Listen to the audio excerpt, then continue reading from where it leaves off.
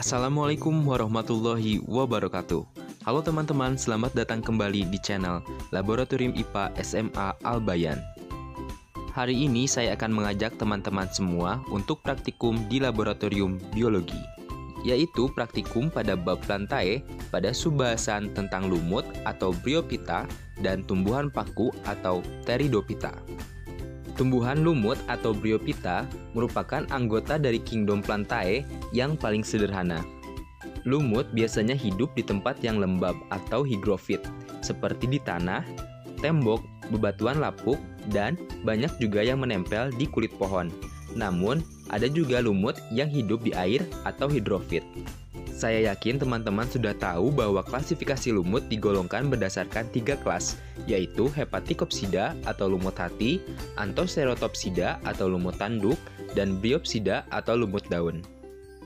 Sementara itu, tumbuhan paku atau Pteridophyta merupakan anggota dari kelompok Plantae yang sudah berkormus atau sudah memiliki bagian akar, batang, dan daun sejati.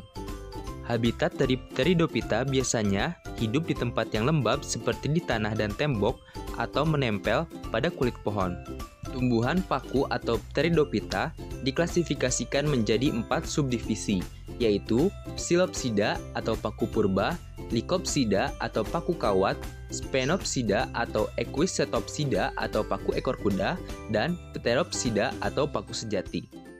Kali ini saya akan mengajak kalian untuk mengamati morfologi dari lumut pada kelas Hepaticopsida atau lumut hati dan Bryopsida atau lumut daun, serta tanaman paku sejati.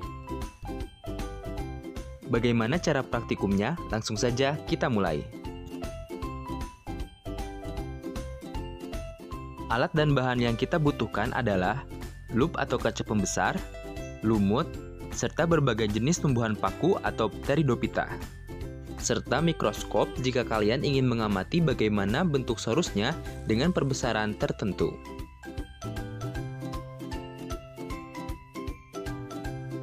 Langkah kerja dari praktikum ini adalah tinggal kalian ambil sampel yang kalian ingin amati, kemudian amati dengan menggunakan lup atau kaca pembesar.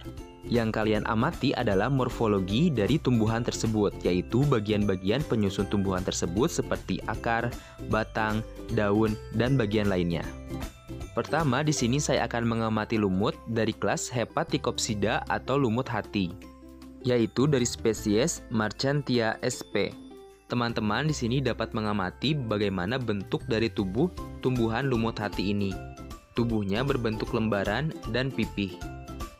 Kemudian di sini juga dapat terlihat bagaimana bentuk dari alat reproduksi betina dari lumut tersebut. Gametofit betina lumut hati ini membentuk arkegoniofor yang di bagian ujung tangkainya terdapat struktur berbentuk cakram atau seperti payung dengan tepi berlekuk ke dalam seperti jejari.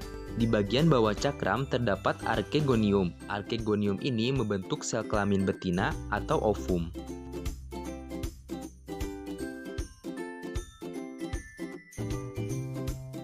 Kalau tadi teman-teman melihat bagaimana bentuk dari alat reproduksi betina dari lumut hati, sekarang saya tunjukkan bagaimana alat reproduksi jantan dari lumut hati. Gametofit jantan pada lumut hati ini membentuk antheridiofor yang di bagian ujung tangkainya terdapat struktur berbentuk cawan dengan tepi berlekuk tidak ke dalam. Nah, di bagian atas cawannya terdapat antheridium yang menghasilkan sel kelamin jantan atau spermatozoid.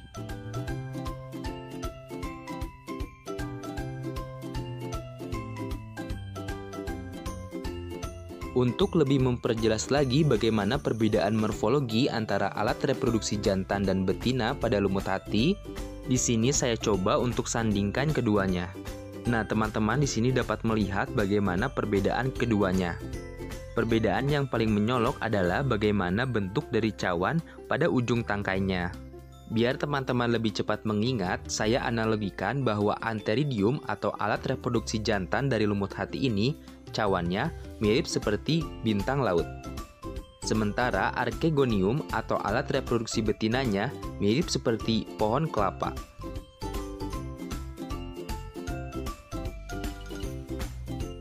Reproduksi lumut hati juga dilakukan secara vegetatif. Reproduksi vegetatif ini menggunakan struktur khas berbentuk seperti mangkok yang disebut sebagai gemma cup atau piala tunas. Nah, kalau kalian perhatikan di dalam struktur yang berbentuk seperti mangkok tersebut terdapat gemma atau tumbuhan lumut kecil. Bila tumbuhan lumut kecil tersebut terlepas, akan membentuk tumbuhan lumut yang baru.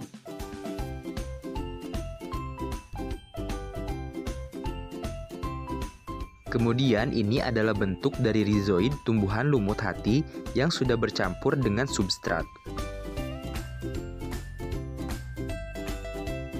Selanjutnya kita akan mengamati bagaimana morfologi dari Bryopsida atau lumut daun.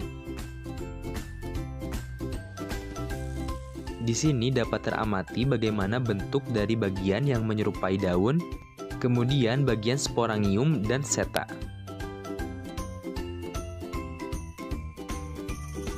Untuk lebih memperjelas pengamatan, saya pisahkan bagian kecil dari lumut daun tersebut. Nah, di sini dapat terlihat bagaimana bentuk dari sporangium, seta, daun, batang, serta rizoid dari tumbuhan lumut daun tersebut. Teman-teman, setelah kita mempelajari morfologi dari lumut, selanjutnya kita akan mempelajari morfologi dari tumbuhan paku atau Pteridophyta. Tumbuhan paku pertama yang akan kita amati adalah spesies Adiantum radianum dari subdivisi paku sejati. Pertama, kita akan amati bagaimana bentuk dari batangnya. Bentuk dari batang tumbuhan paku ini memiliki warna hitam dengan bentuk bulat memanjang dengan permukaan halus dan licin. Akar dari tanaman paku ini berupa akar serabut. Kemudian daunnya berwarna hijau, berbentuk seperti kipas, dan merupakan daun majemuk. Sorus pada tanaman ini terletak pada bagian belakang daun. Kemudian akan kita amati bagaimana bentuk dari sorus tanaman tersebut dengan menggunakan mikroskop. Ini adalah kenampakan dari sorus tanaman Adiantum radianum pada mikroskop dengan perbesaran okuler 10 dan perbesaran objektif 4 atau 40 kali diperbesar.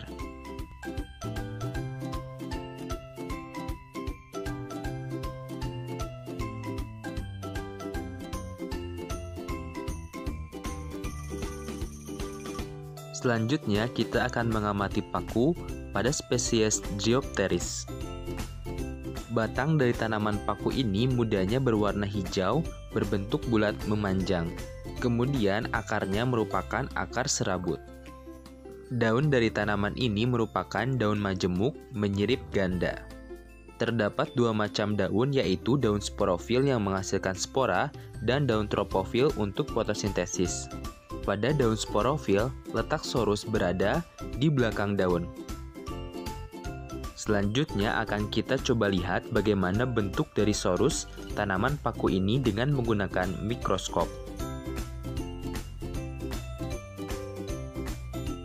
Ini adalah kenampakan dari sorus tanaman paku pada spesies Geopteris sp pada perbesaran okuler 10 dan perbesaran objektif 4 atau 40 kali diperbesar.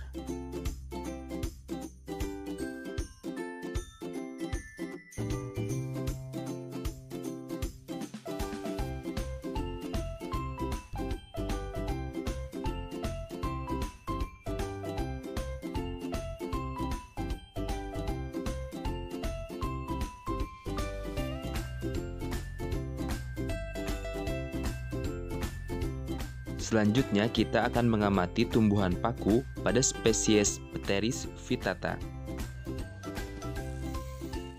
Pteris vittata mempunyai bentuk daun majemuk menyirip, dengan tepi daun rata tidak bergerigi. Batang dari tanaman ini berbentuk bulat memanjang dan kaku. Kemudian akar dari tanaman ini merupakan akar serabut tidak bercabang atau monopodial. Bentuk dari akarnya ini tipis dan berwarna coklat. Kemudian sorusnya terletak di bagian belakang daun, yaitu pada bagian tepi bawah daun dengan letak berjejer dan sorusnya berwarna coklat. Selanjutnya akan kita amati bagaimana bentuk dari sorus tanaman ini dengan menggunakan mikroskop. Ini adalah kenampakan dari sorus tanaman Pteris vittata pada perbesaran okuler 10 dan perbesaran objektif 4 atau 40 kali diperbesar.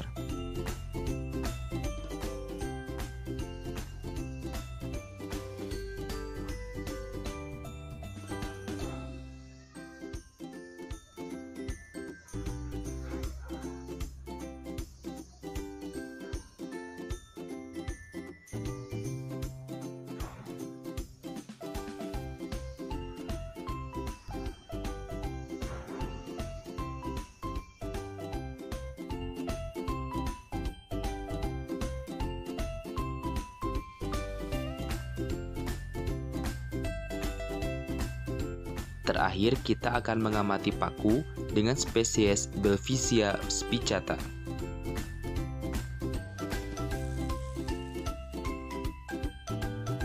Tanaman paku ini memiliki akar serabut.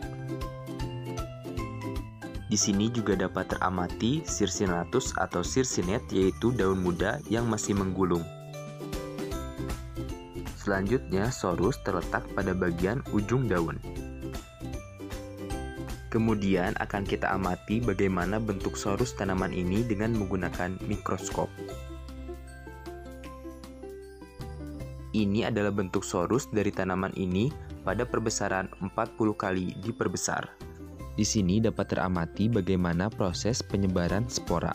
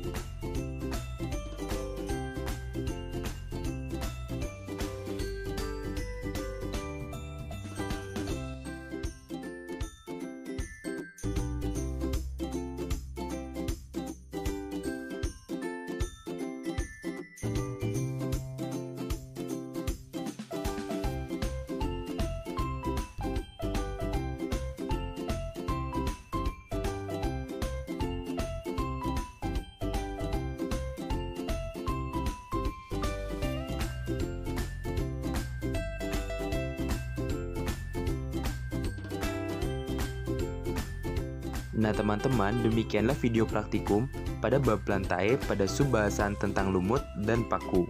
Semoga dengan menonton video ini kalian lebih dapat memahami bagaimana bentuk morfologi dari lumut dan paku. Terima kasih. Wassalamualaikum warahmatullahi wabarakatuh.